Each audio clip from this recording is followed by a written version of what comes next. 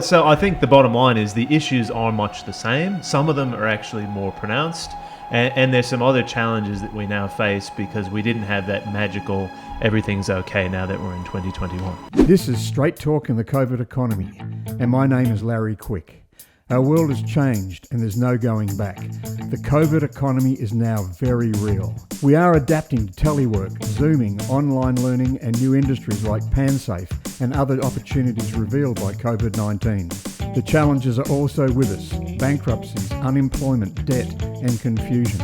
In Straight Talk in the COVID economy, we meet thinkers and innovators who bring insight and information into the opportunities and risks of our rapidly emerging COVID economy. Straight Talk in the COVID economy is brought to you by Resilient Futures. This is alongside our partner, Impact Africa Network. Impact Africa Network is a non-profit startup studio in Nairobi on a mission to ensure young talented Africans have a chance at participating in the digital transformation of Africa as creators and owners. If grassroots change is something that excites you, visit www.impactafrica.network. By doing that, you'll be able to support, as donors and mentors, the Impact Africa Network. So welcome back to yet another year of thinking, insights and information in Straight Talk in the COVID economy.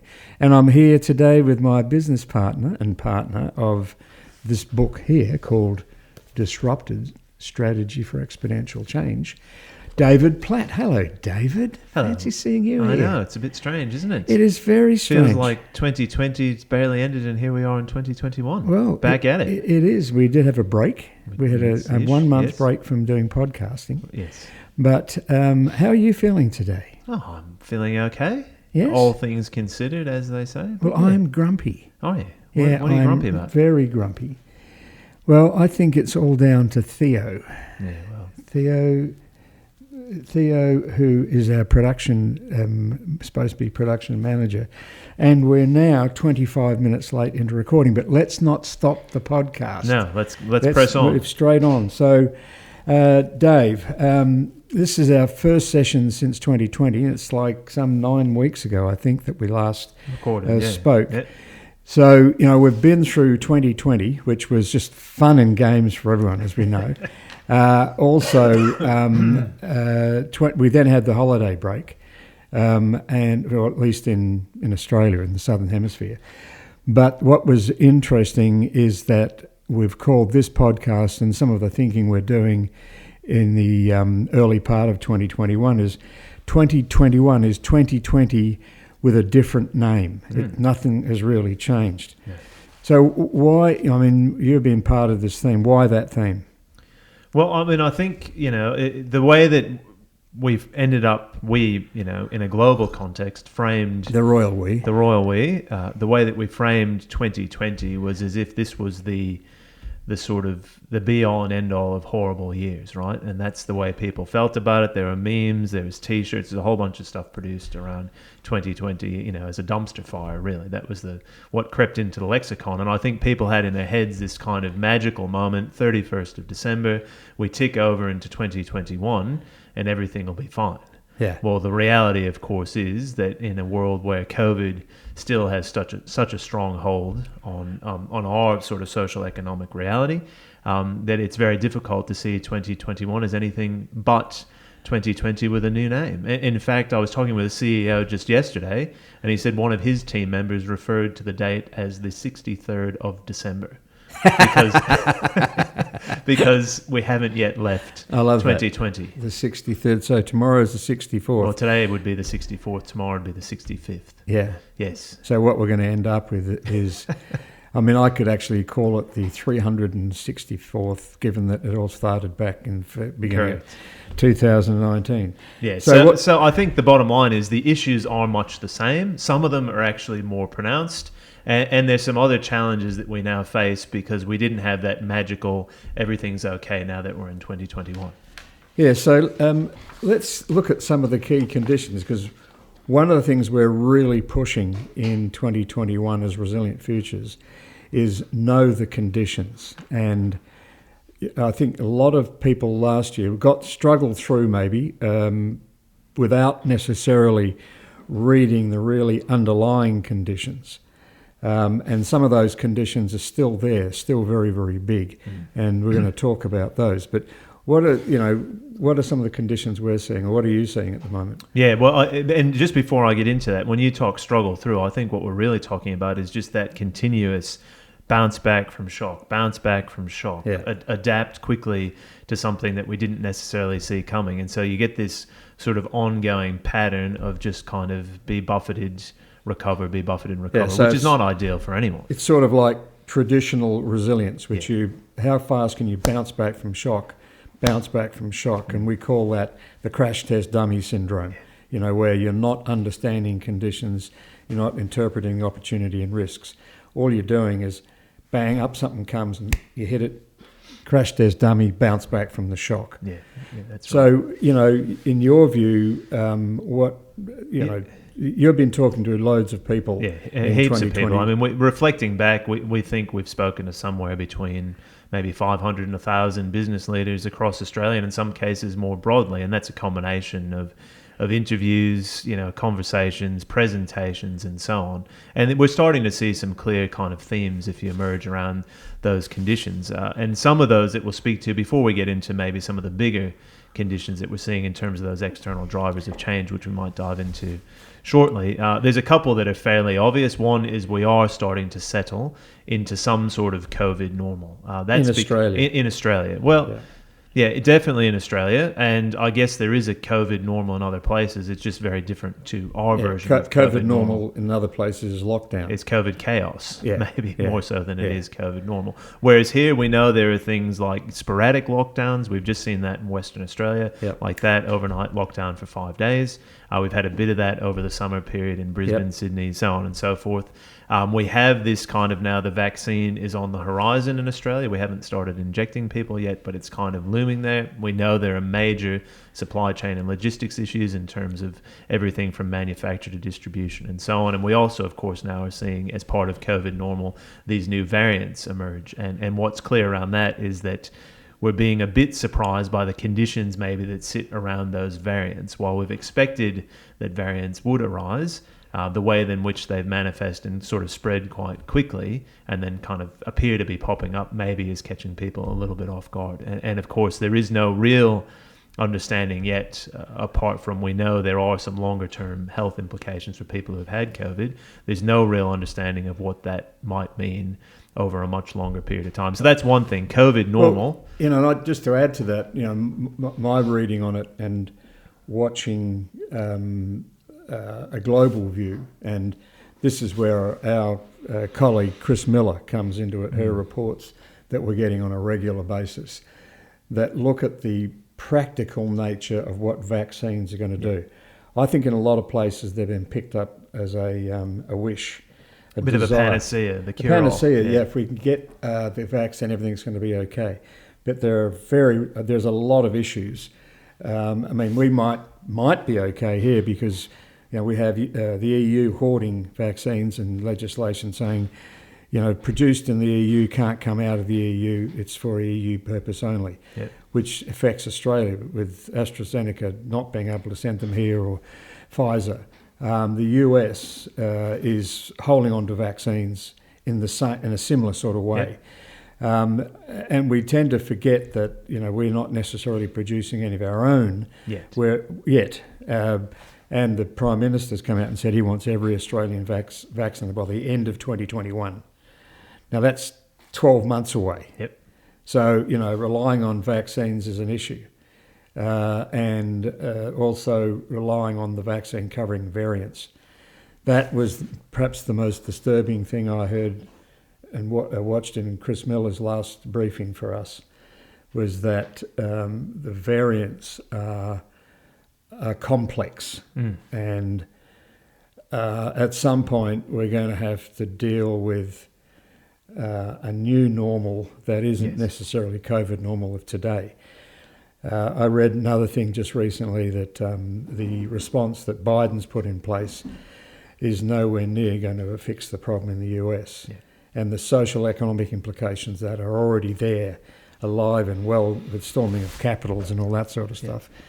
So I think, our COVID normal is going to be COVID normal, abnormal, normal, abnormal. as we try and adapt, hopefully ahead of those conditions occurring. Yeah, I mean, I think very much that COVID normal, if you like, is a matter of learning to live with COVID in our lives from this point forward. The idea that some people may have had that somehow we'd get a vaccine and COVID would go away, that pretty clearly isn't the case. No. It is now about how do we live in a world where COVID is an ongoing possibility. And of course, as we always talk about, for any organization, for any individual, that's a reality of a set of conditions, and it presents opportunity, it presents risk. And therapeutics, obviously, how do we deal with someone who's got COVID so that they're managed in the same way as if you get flu or sort of a semi-pneumonia or something like that? That is problematic as well with variants. It is, and also I was just reading recently that because we've been so focused on vaccine, we're probably a bit behind on the therapeutics anyway, because all the energy has gone in to produce the vaccine. So that may take some more time as well. So that would be one, right? COVID normal. Well, in the bigger picture, the COVID economy, as we flex to the issues that are brought to us socially, economically, business models, etc., are under stress in a COVID economy. There's a whole economy formed around this. We're not going to thrash that too much at the moment, but it is there, and it is operating in a certain way that some people are being very successful. I mean, if you're busy making boxes, you're doing okay because everyone's sending parcels, online, etc. Making and recycling boxes. Making and recycling. And, some people are doing very, very well. Others, it's more up and down. And particularly as we'll talk about supply chain issues, all of those sorts of things. We've just ordered a whiteboard, which was promised within 3 working days. I think it's been 3 working weeks, that we're still waiting for a basic whiteboard. Yep. That's a critical part of, I think, procurement now is you've got to ask the question, what's the lead time? Again, the CEO I was talking to yesterday, he said, look, we now know that for some product, the lead time is 12 months. Yeah. It's just as simple as that. Yeah.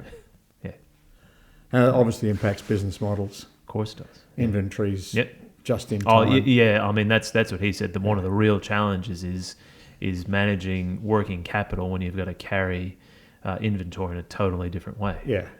When you know that you're not going to be able to supply just in time.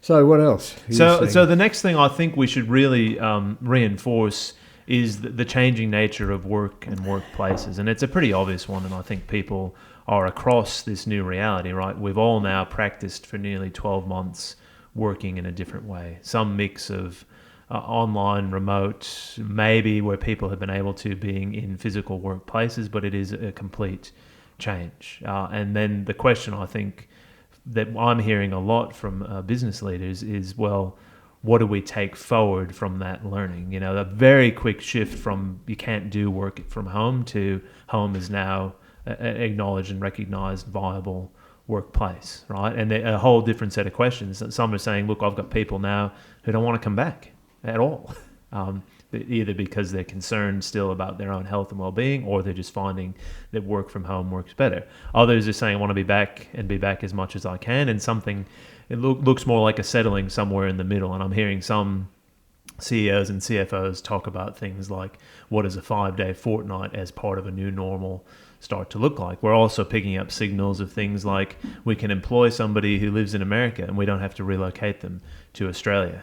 They can work legitimately remotely as a distinction from hybrid work. But of course, this has implications for talent, for infrastructure, for investment, for skill development, all the sorts of things that we normally think about now. We're seeing that reshaped again in real time. And interestingly, at our last Prime meeting in December, and we'll talk a bit more about Prime later on, we Prime had Network. At Prime Network, yes. We had Colin Pritchard, who's head of human resources for Ericsson Australia and New Zealand, talking very much about how they use a strategy and action-based approach to plan their workforce and their workplace returns, acknowledging that there is no kind of set-and-forget approach to this. It's got to be in action based on conditions all the time. Yeah, and I'd also add that we're working with a very large university in Australia at the moment dealing with several issues impacted by that. It's not only the work from home, it's the impact on the business model, or remote work, it's the impact on the business model. Yep. And in knowledge-based organisations, how do you deliver value in an online situation? So, the whole of that, and we'll talk about skewing in a second, but the whole shape-shifting, if you like, of business models through, online is a shapeshifter. Your organisation becomes different because it's online. Yeah. But if you start to think about the square metre economy, and I see this all the time. It's like someone said to me last week, that with the square metre economy being under attack, office space, transport, etc., they're not going to be making money where they made money last time. Yeah. Even with 50 to 60% return, you've still got a space issue. Yeah. And people are going to be wanting to cut costs because they're getting productivity out of remote work. Yeah. Some aren't, but a lot are. And my reading is it's about 60 to 70% of people can or may work in some form of remote work. Yeah. So, that's got to have an impact on transport. It's got to have an impact on office space, particularly in CBDs. So, but you see, developers still wanting to build more buildings because that's the trajectory of their business model. Yeah. You see government, if you want to, in the old way of doing things, infuse energy into an economy, you build infrastructure. Well, what type of infrastructure do you build for a recovery in the COVID economy? Yeah. You don't necessarily do some of the things that some of the governments are looking at. Correct. Because you're not going to get good return on investment in those things. And I think part of the challenge is, and I don't think this will surprise anyone, that we're not great, and this isn't just government, we're not great at reading emerging conditions to have a change ahead of change set of plans, if you like, around future infrastructure, right? Yeah. So hypothetically, we could have been thinking about alternative forms of infrastructure for the last decade plus, so that when that became more viable, we could be in action. Yes. But at the moment, most people have been caught off guard, so they've got to start the thinking now when the thinking could have been done well in advance. Yeah. Okay. So just the three other quick things to point out, which are more kind of internal to organizations. One is just what we're thinking about as vision viability. How viable is it to sort of do your strategy work in the way that we used to, the vision and the mission and the values and the goals? And I'll very carefully won't get started. David, but I'm grumpy enough as it is, but I am super grumpy when someone starts to talk about visions and missions. If you mind me just having a 2-second rant, look at your watch, time me, because I can tell you that I am so over visioning and missions and all of the rubbish types of methodologies that I've seen around that are somehow purported to be strategy. You've got to get your vision right, not based in any reality of what the conditions are. And where it's upset me is where I've seen it in big organisations that have come to fail. I mean, their vision statements are just, what the hell is that? Yeah. Be really nice to customers, And I spoke to a bank a couple of years ago that said, we're doing a big shift in vision. We're going to customer-centric vision. I went, what the hell are you talking about? You might have thought customers would have been would have thought that customer centricity was just a part of the business, but have a vision that you're going towards that. But visioning has been sullied so badly. I mean, it's a part of a human condition. You do have vision. Yeah. So but having it in an organisation that doesn't have a sense of the understanding of conditions. Yeah. If you don't understand the conditions, and where this really showed up for me and really hurt was in the community development, economic development work we did in the US, where they did these big community visioning things. Yeah. They go into a community and they say, what's the vision, and build a vision, and they come out with these platitudes of bullshit, to be honest. of talking about what they're going to be in the future and all this sort of stuff with no real underpinning understanding of conditions, opportunity and risk to get to that vision. I don't mind having a vision, but for God's sake, give me a reality that I can actually hand on to rather than some wish list of planning. Yeah, that sounds like everyone else's. So if I hear you correctly, and I think I do because we talk about this a lot, what we're talking about is really understand what is emerging, so where the world that you're operating in, where it might be, and then a vision for where you might be in that space based on an understanding of that reality. But so based on the opportunities and risks in those conditions. Correct. Yeah. So that there's, have a vision and have a mission, but make sure it's based in strategy. Yeah, I actually did some work recently for a client who will remain nameless, who had just finished their new vision, and then we did a proper conditions analysis, opportunity risk assessment, and a stress test on it. No. We just as part of the so they vision was separate, done that, right? We did our vision, and then we did the conditions analysis, opportunity risk assessment, and when we were workshopping some of the outputs from the broader kind of staff cohort with the senior executive, at least one member of the executive, but to nodding heads all around the table, said, I think it would have made more sense if we did the vision after we did this, because it would be different. Yeah. Well, I've actually seen one chief executive of a company that was turning over $500 million a year. We were going to start with the conditions analysis, and he said, we already know our vision. We should be looking at conditions to fit the vision. And I thought, well, you turn over $500 million a year, but I don't think you're quite big enough to be able to telling the world what the global, even national conditions are going to be. Yeah. So your little wish list was going to be achieved. Yeah. And the cost of that is immense. I mean, I'll also talk briefly about, I see people using design thinking. Now, I was involved in understanding where design fitted in strategy in the US back in the early 2000s.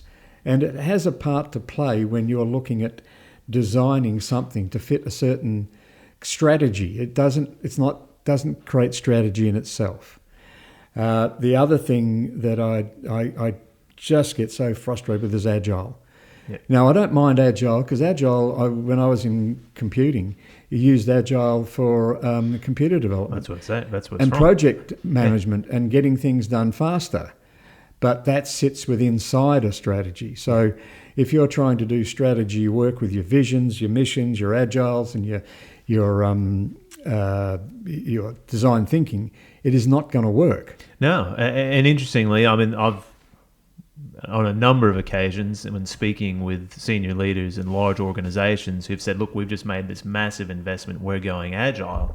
And I go, that's fantastic. So what's the strategy that you're focused on within which agile makes sense? And I get that's a good question. Yeah.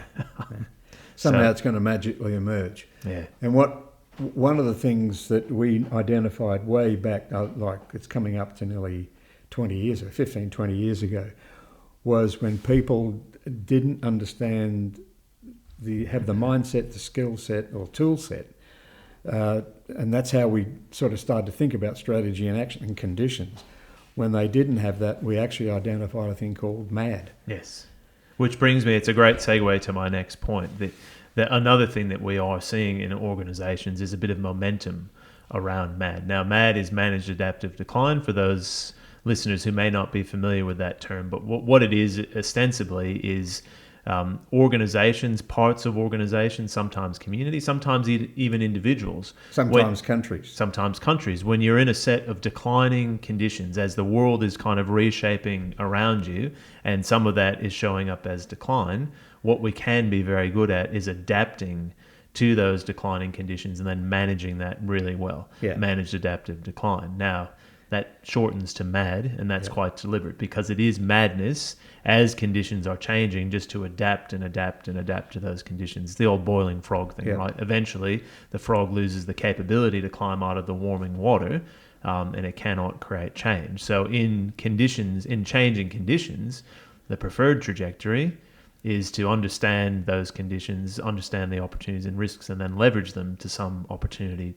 to shape a sort of upward trajectory rather than that kind of managed adaptive decline. But I think given the systemic risk that is now emerging, and that's like, it's understanding this isn't just about, say, COVID, and it's not just about transport or infrastructure. It's understanding how all those elements of the system come together and the risks that are shaping through the sort of confluence of different factors. That systemic risk that most people don't think about, don't understand, because they're very focused on their industry, their sector, their customers, et cetera, the exposure then to the risk of managed adaptive decline potentially goes up exponentially because people just aren't looking for the patterns. They're not making the connections and connecting the dots.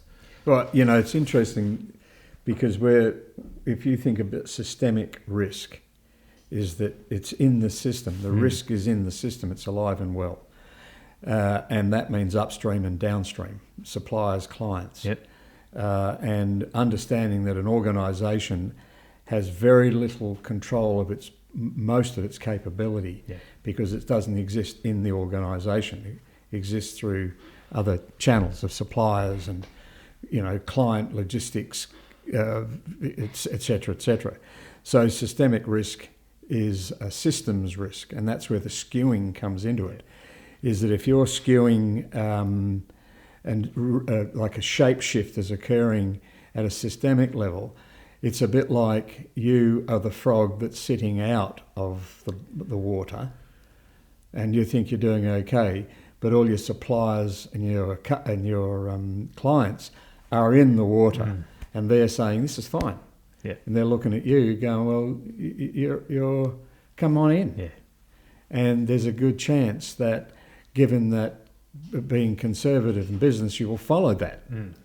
And it's sort of like, particularly some of the BS innovation and transformation strategies that they have. One of the things that interests me at the moment is everyone going, fintech's failed, our fintech startups have failed. You go back to the start of the internet, or go back to the start of the Industrial Revolution. I mean, think about motor sales. How many motor car companies failed before Ford and GM got up? Don't think that these failures mean that, it doesn't work. It means that people tried things and they didn't work. Now, they could be the right things or the wrong things, who knows? But you can bet your bottom dollar that fintech is going to take a big part of the business away from large banks. So, managed adaptive decline is something that people really need to understand, particularly when it comes to systemic risk. Absolutely. Understand it and ask the question. And I do hear more and more our clients will interrogate that, and some will acknowledge, and one in particular will acknowledge that they are in managed adaptive decline, but it's a bit of a catch-22 for them because the current business model and the weight of the current business model is so overwhelming in the immediate conditions that while they may see that what's emerging is going to reshape that, the impetus at the moment is not there. There's short-term thinking, there's expectations of returns quarter by quarter, so on and so forth, which would be a familiar story for many. And so they'll go, yep, we get it, we are in managed adaptive decline. And at the moment, that's a risk we're willing to take. Which in the 15 years since we first identified it, I don't know how many people have said to me, that's our business. That is our business. And what are you going to do about it? Well, it doesn't necessarily show up at the moment because the water is just tepid. We notice the change, but it's just tepid at the moment. Particularly, say, with digital technology, autonomous vehicles. The water, there was very tepid for a range of changes in online. And automation, and I'll talk about this in a second, with ambient computing, is like it's very tepid at the moment, but, heating up. So, it's something that you have to acknowledge and understand. Managed adaptive decline. Madness. Yes, it is mad. Now, just one last point to make, which kind of, I think, brings those different threads together. COVID, normal, changing nature of work and workplace and workforce and how you have to sort of organise that. The failures of other types of strategic tools and methodologies, particularly when you throw the vision up the front and then the risks around managed adaptive decline, that is really starting to present now as fatigue and exhaustion in leaders. That's why I'm grumpy. It is partially why you're grumpy. Right. There's other reasons for that, which we won't go into now, not appropriate. Yeah. But I'm hearing it consistently as we get into the sort of January type conversations that you often have in Australia. People have been on holidays for a couple of weeks, getting back into the flow, and leader after leader saying, look, just finding it so hard to get back into a rhythm. I was exhausted at the end of last year. There isn't a rhythm, right? But I was exhausted at the end of last year. I normally would have had a sort of proper holiday, whatever that means. Would have gotten back to the office, debriefed with people for a couple of days, and then you get back into the flow. And it's just 2021 is more of 2020. It's just the same. And there's that forward recognition that that's not going to change for the foreseeable future. So mental health, I think a really important issue to call out and to be focused on. Leader support in different ways. How do we really support our leaders so that they can refresh and re-energize and recharge? How do you potentially distribute leadership in different ways, empower your people and so on, so that the weight of this ongoing disruptive reality doesn't fall on the shoulders of one or a few. And that's really that's important. A big part of what we found in strategy and action is teach as many people as you can at many levels as you can to distribute the weight of strategy. So you're not up there in your little sealed compartment, doing strategy. Is like let it trickle out with a methodology that works, so that people can actually be responsible for strategy at the coalface almost, at every level, so that they're using a common framework, so that you don't have to think you've got the whole thing covered and managed as a manager. But this, this leads to our Prime network. Absolutely. One of the things that Resilient Futures Prime network is all about is together stronger, and endeavouring to get leaders of organisations together to talk about not just mental health, but being able to shed the weight and understanding what other people are doing, particularly who have got a commitment to leveraging disruption, acknowledging, understanding it. No ostriches with head in the sand. It is ostriches, isn't it? Yeah, ostriches can do that. Yes. And so can a lot of business people. Correct. But, focusing on, in 2021, on sustainable value generation. And this is a thing we want to get across to not just the Prime network, everyone. You've got to start to think what's sustainable and what isn't. And that is a very, very important starting point for any 2021 strategy. Is the outcome has got to be, how do we generate sustainable value? By generate, that's a very well chosen word. It's not just you in your strategy thematically sealed office. It's the whole organisation being able to generate. There's an energy in generation, not just creation, it's generation. Sustainable is like, it's not just about climate or anything like that. It's about sustainability of you in the marketplace, sustainability of business models. Value, which is a larger concept than just profit. Profit is a lag indicator of other things, and we've got these, in the book, we started to first cover what we call the value equation. Planet is obviously, without one of those, you're not going to do much good. Second is brand, people, capability, IP, processes, systems, all of those sorts of things. But those capabilities, the value of your organisation through those capabilities has got to fit the conditions. Correct. And you've got to see that not just in isolation, but in a value network, because that generation of value that gets back is to really systemic about risk. Correct. And it's about delivery of value through the system, understanding that you can't do that in isolation, doesn't matter what sort of business you're in, and also the capture of value in return and the shared value through that system. That's a value network. Correct. And it's more than a value chain. It's not a linear single item. It's spread out. So a lot of this information, dare I say, is in this book here, written in 2015, and as some people have said, ahead of its time. But still very relevant and today. Timely now. And very, very timely now. But coming back to Prime, together stronger, we've got we meet on a monthly basis at the moment. That may change. There might be more things we're doing through 2021, but we talk about low touch, high value. That's right. We don't want to take up too much of people's time, but we want it to be high value. Correct. So, but we've also linked in with our Global Insights group, which has got some fantastic people. We had Rebecca Costa talking last year, whose book The Watchman's Rattle is a must read. We also had Mark Zawacki from 650 Labs out of Silicon Valley talking about changes that are occurring in Silicon Valley and the way that particularly the square metre economy the way people are thinking about work, where you work, how you work, what value. What is talent these days? Where do you select your talent? All those sorts of things. Barry O'Reilly was on one of our podcasts last year. Now, he was the author, one of the co-authors of the Lean Startup, which is a phenomenal book. And Barry also's new book is called Unlearning, which is really important about, we've got all these things that this is what we do. We're sort of strapped to them, we're anchored to them. We've got to give some of those up to allow new stuff to come in. We've got to unlearn to relearn. And Richard Haynes, founder and executive director of the Centre for the Future. I mean, Richard's stuff is right up there and a bit way out there for a lot of people, but very valid if you want to get your head around really what's happening at a universal level. Yes.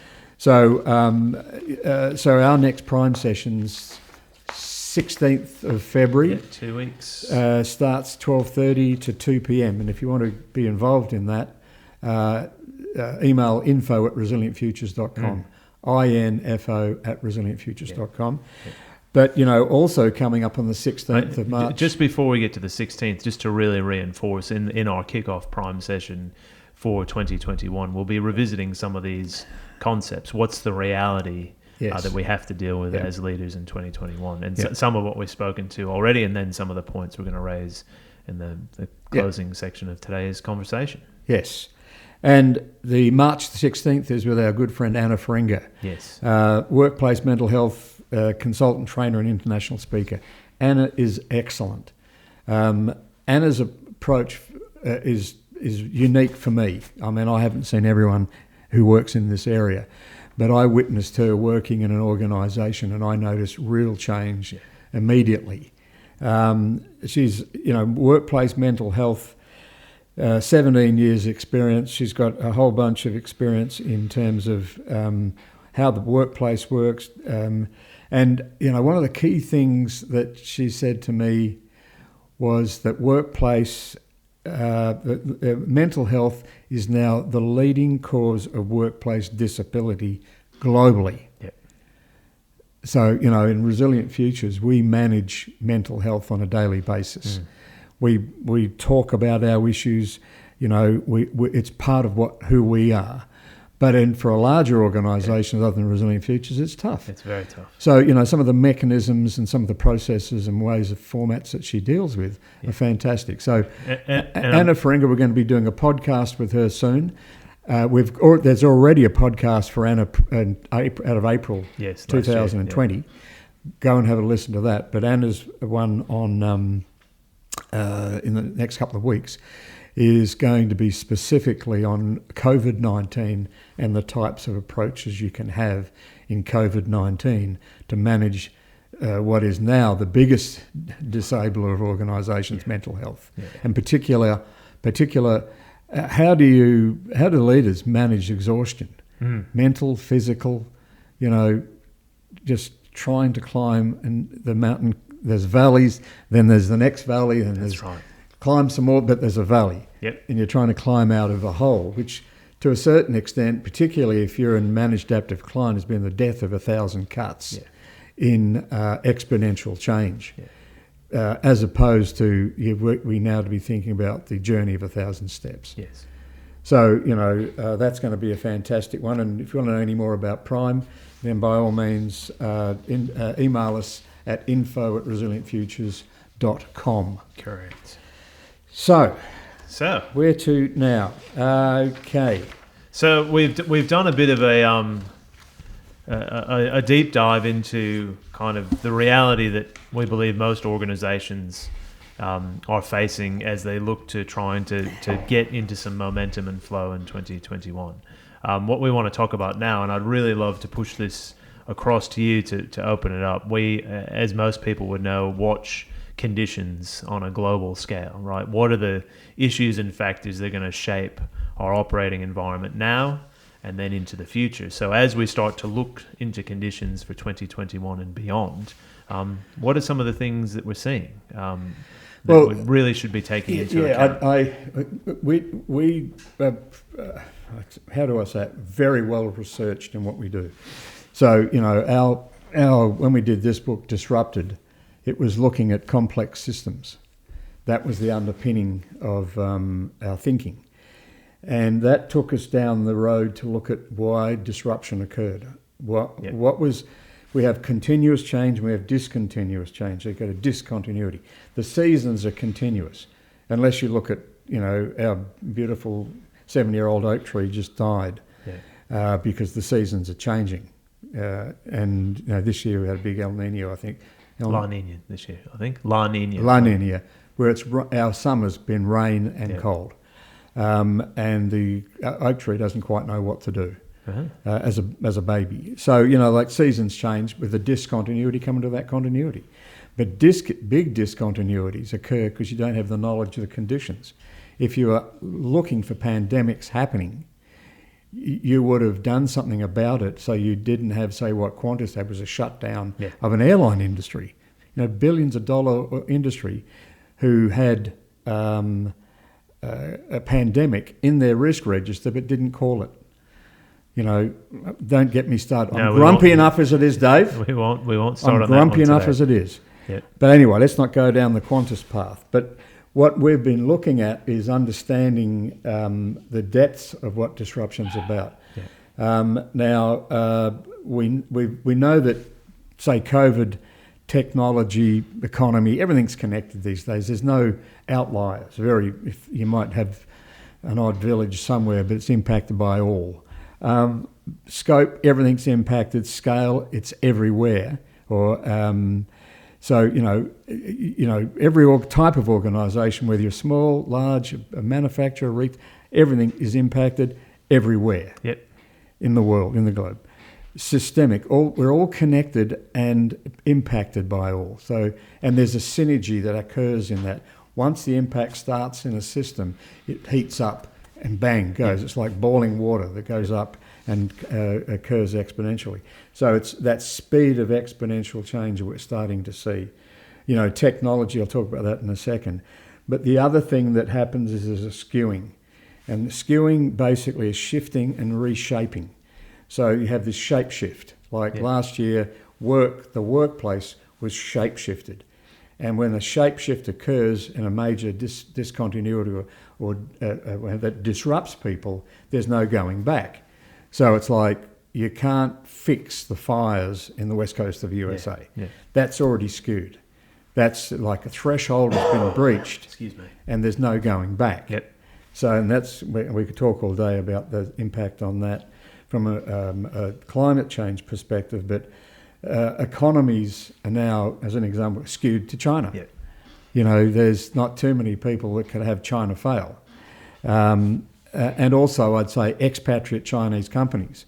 I mean, the Americans who created the corporation, well, you could say the Dutch did and all that sort of thing, but the big corporations came out of America post-Second World War. You now have China in that field. Yep. And we tend to forget, I know Americans do, you go, well, Chinese have got huge corporations, worldwide corporations. Obviously the Japanese, so you could say it's partly Asian because a lot of those Chinese companies are expats in Malaysia or wherever they may be, but there's a big skewing to the Chinese economy. Big bursts in technology, and I'll talk about this, the autonomous transport grid. That's like becoming a thing. Maybe it doesn't show up much in Australia, but definitely in the US. And the politics of doubt. Big in America, emerging in the UK, because it's like, I do not trust government anymore. Might even be creeping in here a bit. Well, I think it definitely is. Yeah. If you only have to look at the bizarre nature of some of the right-wing liberals or nationals talking about, and they're allowed to talk about some of the rubbish they do. And we've got our own Fox News in Australia with Sky News just some of the ridiculous things that they talk about. And there's enough doubt in there, in the skewing. No one knows who to believe. Yeah. So that's a skewing that occurs, generally speaking, when large disruptions occur. Yeah. False prophets abound. Fake news abound. Rebecca Costa, very big on that. You can see it. Read Rebecca Costa. Yeah, you can go back every major collapse of civilizations throughout history as complexity has gone up, got more confusing. Yep. Fake news, the version of fake news of the time, false beliefs, all that has come screaming to the surface. It's historically documented. This stuff occurs, and you've got to be aware of it, because having your head in the sand as a business leader or any type of organisational leader is not going to work. You really have to understand how all that skewing is working in your organisation.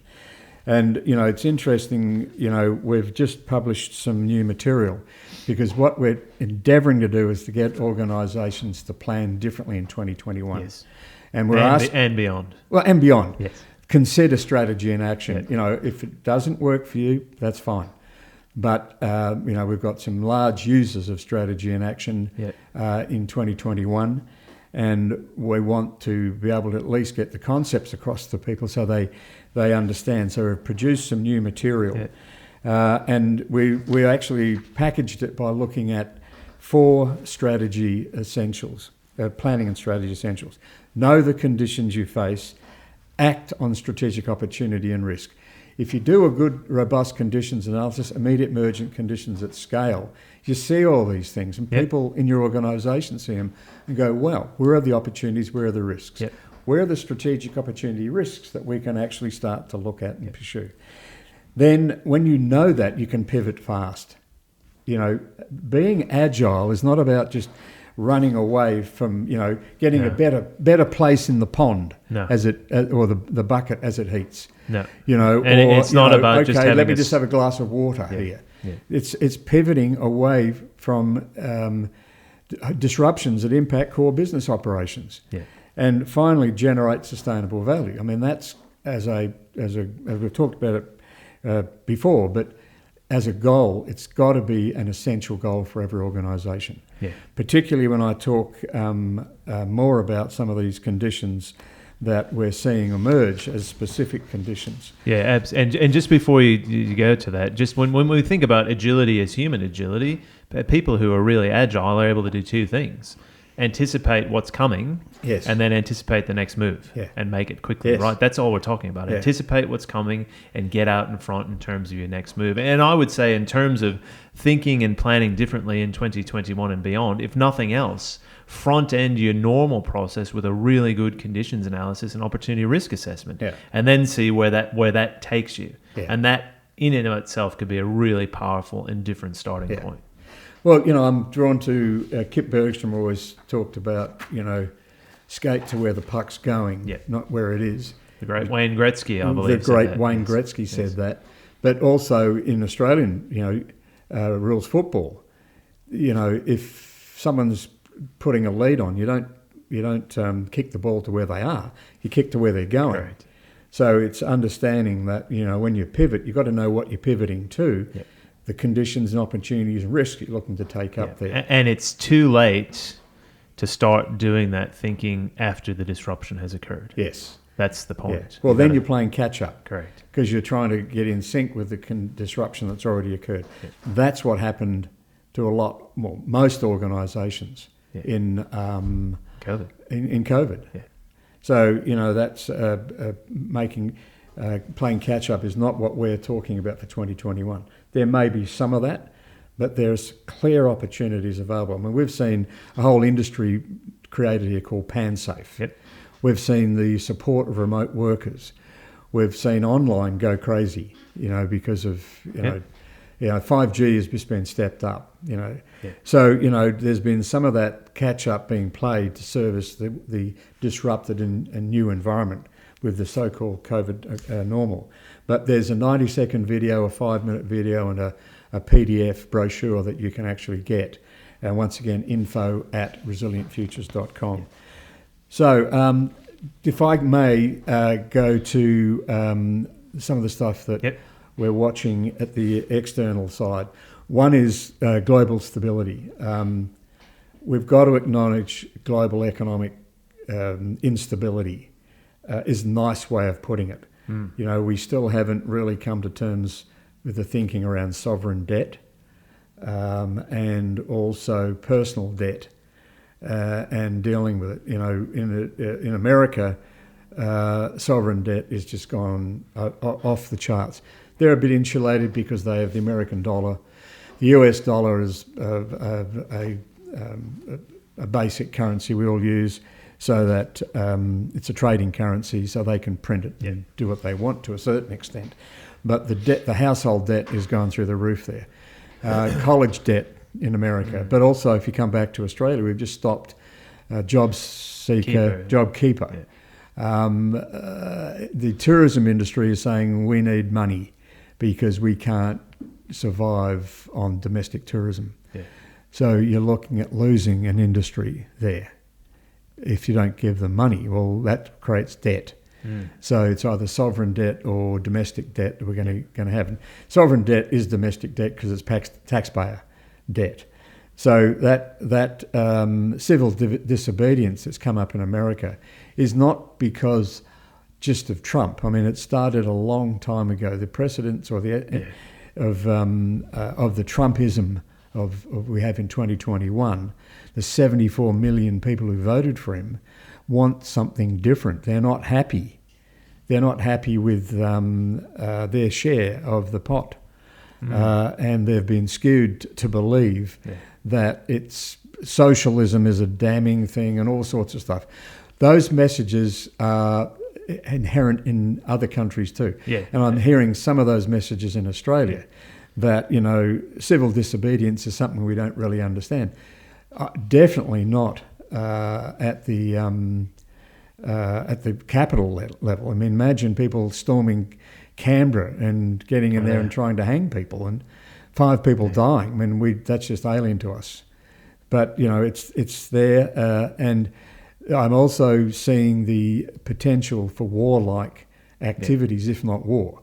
You know, I mean, I think the Hong Kong thing is done and dusted, to be honest. Don't think anyone's willing to take the Chinese on in Hong Kong. So Hong Kong is just another part of China now. And it'll most probably manage its capitalistic arm very, very well, but won't let true democracy, come to bear on that. No one's, I think, given up, but good luck with that to try and get them.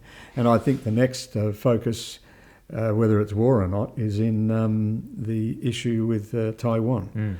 Now, that's direct challenges to the US, but the arsenal of weaponry that I've seen that is employed in war now, it's not nuclear bombs you've got to worry about, it's drones and mini drones and all sorts of stuff that we've seen through working Department of Defence. So war is not war as we understood it before, but I'm not suggesting there's going to be a war, but you can hear some sabre rattling and all that, particularly as America comes back into the game of being the sheriff of the world as such, according to George Bush, who I think Australia was the sheriff in Asia. According to George, Australia was the deputy sheriff. That's right. Yes. Well, I don't think we've got the bullets in the gun at the moment to be deputy sheriff of anything. Economic uncertainty. You know, we've talked about this. Australia's rebooting local economies, hopefully rebooting them. I don't know exactly if the federal government or even the state government's got a good hold on how that's going to happen. If they invest in infrastructure, with the square metre economy being an issue, then that's problematic. What you're going to invest in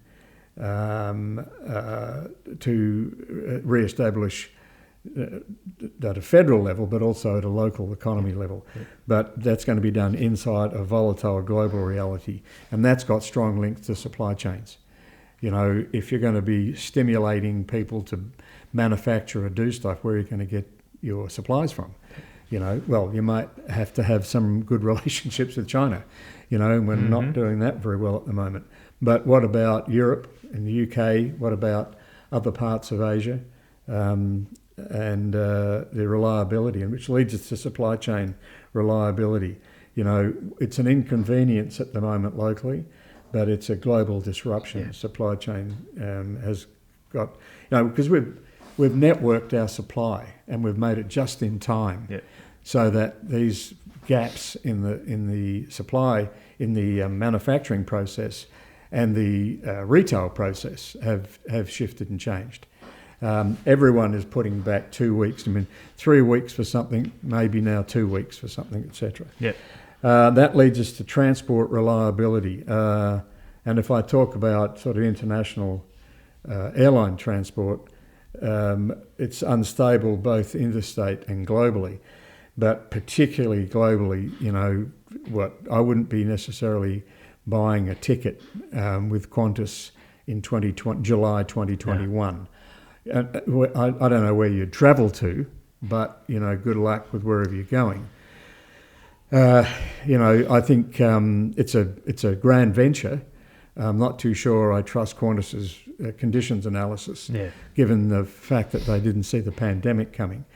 I don't know. It's up to them. But the issue that I have is selling tickets. Are you going to get your money back? Yep. Because now most people are looking at 2022.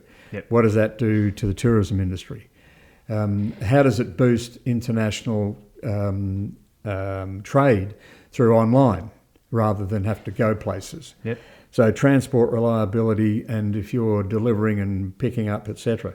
And this brings us to, well, if you've got a transport system that's high cost and sitting in the garage waiting to be used, ambient computing, and understanding ambient computing is being on a computer without being on a computer.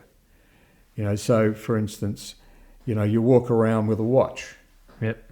And you can talk into the watch, and the watch is telling you all sorts of things, measuring your health and doing all sorts of stuff that we find pretty straightforward these days. That's ambient. So you're walking, the GPS is monitoring where you are. There's shops that are making you offers. We already know that if I say into my cell phone, oh boy, I wish I had a new computer, all of a sudden ads turn up for new computers. Yep. So ambient computing is, it's in amongst automation, AI, or, what you have to think about is smarter than human AI, which is looking at 2025. Yeah. So that figure of the singularity where the computer was smart as a human being was originally 2050 or whatever it was, came down to 2030. Now people are talking 2025, particularly Elon Musk. Yeah. And I should say that in terms of connectivity, his satellite network he's put up, which he's hooked into the 5G network in Australia, but he's already got 3,000 satellites up in amongst 12,000 that he's going to put up. That's already operating. Yeah. There's, I think Bezos with Amazon's got his version of that. There are other things that are occurring. That changes the whole grid, if you like. It gives you a mass neural network. You just have to think about, well, what does that mean? You've got a grid of ambient computing. So you are it's like being in the... always on in the background. It's happening. Always on, always there. You don't turn it on anymore and compute and then turn it off. Exactly. We are computing. And we have with IoT and ubiquitous connectivity and this smarter than human, we have this sort of mass neural network, which is thinking about thinking. Yeah. So, it's taking real-time activity, conversation, whatever it might be, texts, emails, web searches, all that sort of stuff, and being able to compute it to a point where it thinks better than we think. And that is a real issue, because what we call the new normative digital customer is different. If you're in retail or where they're making any purchases, they're going to make it based on a whole much more data that they don't have to sort through. Yeah.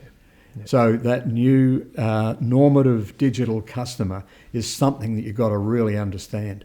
Now that goes for retail, wholesale, manufacturing, education. Mm-hmm. Am I going to sit in a room and watch someone give me a lecture, and then somehow magically go away and study? is that all going to be the same? I don't think so. Yeah. And if universities aren't thinking about that, they better start thinking about it soon. And this is all about systemic shift. Yep. So that skewing, the impact of skewing, our deeper pattern analysis is seeing the beginnings of that systemic power shifts. So, we're seeing the push of everything that's happened up to 2021 starting to push out in that exponential curve. So I'm going to finish in a second, but I want to finish this particular piece on, as practically as you can put it, fire and flood. Yep. And this is primarily for Australia. We call it planet reliability. Now, we've tussled with this term of planet.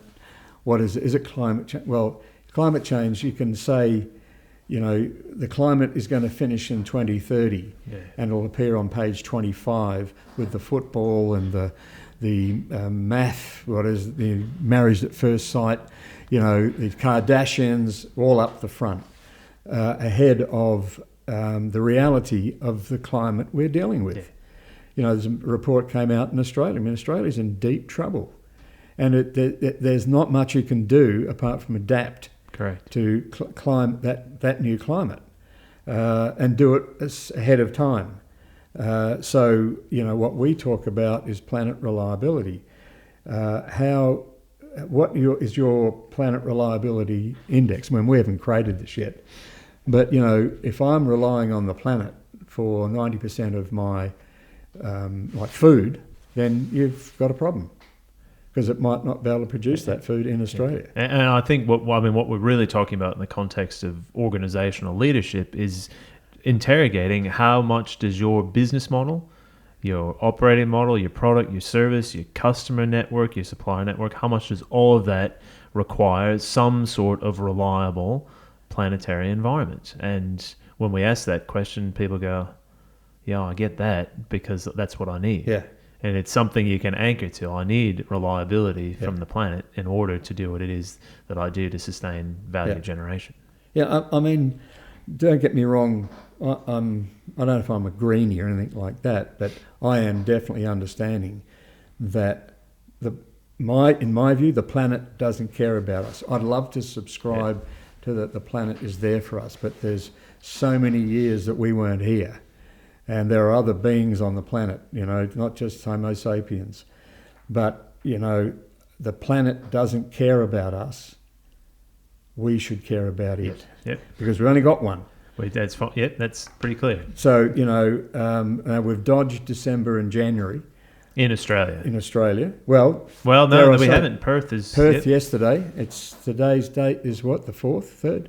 3rd of February. 3rd of February, and there was a massive fire up near, close to my sister and my son's place in Perth. I live in Perth, and it's been devastating. I think 58 homes taken very, very quickly. And what's happened last night? And we've thrown into that fire reality. They're in lockdown, and people were confused. What do I do? Am I meant to stay at home because I'm in COVID lockdown, or do I need to go? And in some cases, the decision was made too late, and it was just shelter in place. You don't have an option. You got to stay where you are now. And that lockdown was brought in immediately. No one got any notice, because there was one person who'd been out in the community with a COVID variant, and the whole place was locked down for 5 days. Now, in Australian terms, Western Australia was COVID nirvana, because we've never worn masks. We don't have to do anything because we haven't got it here. We've done very, very well. And Victoria was our state where we are, was the nemesis, if you like, of terrible things that we've done and badly managed. Well, we're now sort of pretty COVID free here, and Western Australia all of a sudden is bang. That's the hostile state at the moment. That can reverse really quickly, as we've seen it. But that bushfire in WA is quite severe. Yes. So we give our thoughts to those people, colleagues in our home state of Western Australia. So, there's 6 or 7 that, we're watching as to the patterns that come up. And because conditions are one thing, pattern analysis is another. Where is this all leading to in a good strategy and action? And I'm sure we've missed something, and there's always a wild card. Always a wild card. Always watch for the wild card. We are looking for it. We are not negative, positive, or anything. We don't believe in being what's the network? The what? Optimists network. Oh, yes. Yeah, we optimism don't believe doesn't. in optimism or pessimism. We deal practically with conditions, reality, and opportunities and risks inside that. Being optimistic or pessimistic is not a way to think, in our view, as a strategist. In really simple terms, get real Yep. about what's going on in the world, and then take responsibility for what you're going to do in that context. Absolutely. So, in terms of wrapping up, what I'd like to put to us is strategy and planning essentials of 2021. I want to reinforce that. We've got the videos, and we've got the 2 videos, 90-second, 5-minute, and we've got the PDF brochure. Yep. They'll be ready next week. But if you want them, info@resilientfutures.com. And remembering, know the conditions you face. Act on the strategic opportunity and risk that you'll find in those conditions. Pivot fast and generate sustainable value. They're just 4 essentials of strategy and action planning framework. But, for us, that's what we're focusing on for 2021. So if you want to consider the strategy and action planning framework, please get in touch with us, info@resilientfutures.com. Dave? I guess the other thing I'd just like to sort of remind us of, as we kind of circle back to maybe where we started today, that let's not forget that 2021 at this point is 2020 with a different name. Here we are on the 64th of December. So we've got similar conditions to prepare for. There's new opportunity that will be revealed without question, as well as new risks to mitigate. And all of that is demanding a strategic mindset, skill set, and focus that really does align back to strategy and action. This is not about long-winded planning exercises. This is really short time cycles between good thinking and action that's going to make a difference. Now, this is available in some bookshops, but mostly online, or you can buy copies for your whole organisation. We've sold about 15 to 20,000, somewhere in that. We sometimes don't keep count, but that's in Australia, USA, get it on Audible, Europe, Audible, UK, Audible, or on Audible. Yes, it's an Audible. You can get it as an EPUB. You can get it as a book, a printed book, and it's just been sold out in China. The first publication sold out in China. It's in Chinese. It's been translated. Yes. When it was shown to me, I had to really get told the difference, because the title was printed upside down in Chinese, disrupted. So, but fantastic, for people all over the place to get a sense.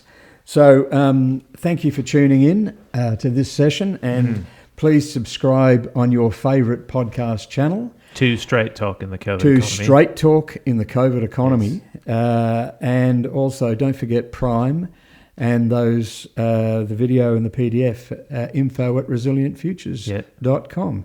Go back, there's some great interviews from 2020, some fantastic, if you haven't listened to some of those previous podcasts, Absolutely. Some terrific material there. And don't forget as well, if you like what you hear through Straight Talk in the COVID Economy, to share with colleagues, friends, and your broader network. Yes, and I would like to finish by saying thank you very much, Theo. Yes. And with your headphones over there. You will be thrashed later, and your new co-producer, Max, for their, I'm not going to call it great work because I'm still grumpy, David. But, 20 minutes. Serviceable work? Passable. But given particularly that we ran out of coffee too. Yes. Not happy. No. Not happy, Not David. happy, Jan. But not happy, Jan. But thank you so much, and we'll see you all in our next podcast soon. Anna Ferenga. Well, there might be one in between, Anna. Oh. We don't know yet, but cool. Keep tuned. Yes. See you soon. See you. Bye. Bye. We hope you've enjoyed this Straight Talk in the COVID Economy podcast. Thank you for listening. And please subscribe on your preferred podcast platform. For more free content that will enhance your understanding of this new COVID economy and the actions that you can take to leverage disruptive change, join the Resilient Futures Network at www.resilientfutures.com/get started. And please support our partner, Impact Africa Network, at www.impactafrica.network. We need all the support we can to help them build their own incubator. We know that there are many other great podcasts out there, and your time is precious, and you chose to listen to this great talk on the COVID economy. And we appreciate that. Thank you.